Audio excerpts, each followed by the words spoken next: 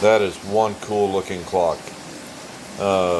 Somewhere between 1910 and 1920.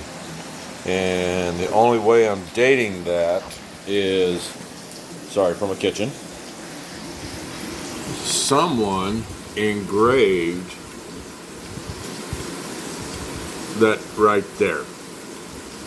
When I took the clock mechanism out, serviced the mechanism, it just needed to be cleaned. Focus. There we go.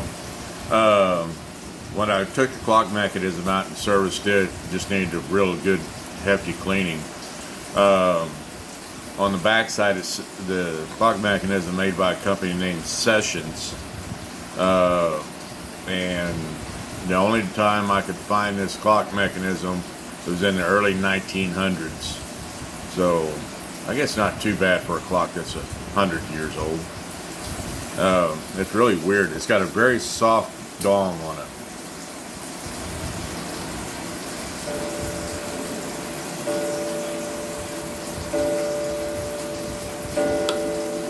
But it also has